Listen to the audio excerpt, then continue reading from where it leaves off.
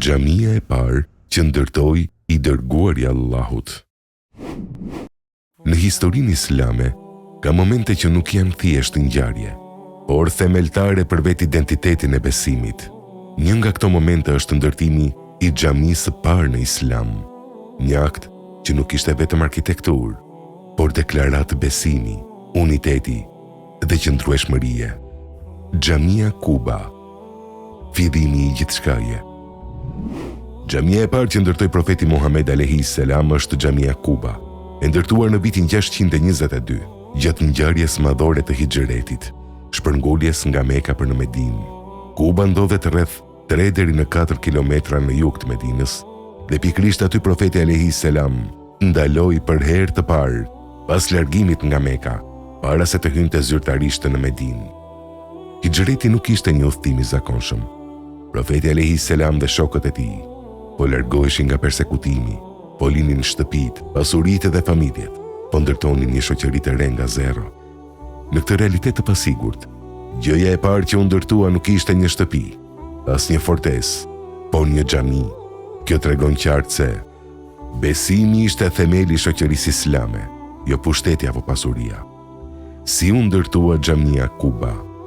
Profeti Muhammed alayhis salam mori pjesë vetë në ndërtimin e xhamisë, barti gur dhe tokë me duart e tij.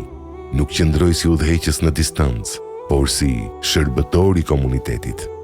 Xhamia u ndërtua me materiale të thjeshta, pa madhështi arkitekturore, por me sinqeritet dhe devotshmëri të pastër. Xhamia Kuba në Kur'an.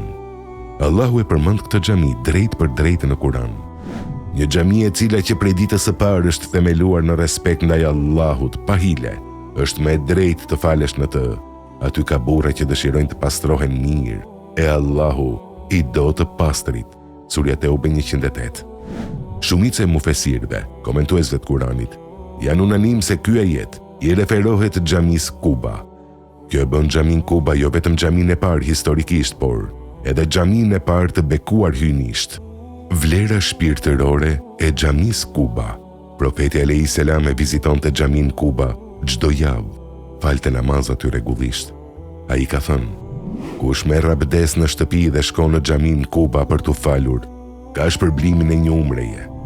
Kjo tregon se vlera e saj nuk është thjesht historike, por dhe shpirtërore dhe praktike. Xhamia Kuba ka pasur një interes të madh tek muslimanët.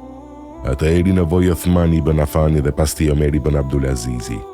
Të gjithë halifët pas tyre kanë kontribuar në rinovimin e kësaj xhamie duke zgjeruar territorin e saj, dhe zgjerimi i fundit ishte në vitin 1406 hijri.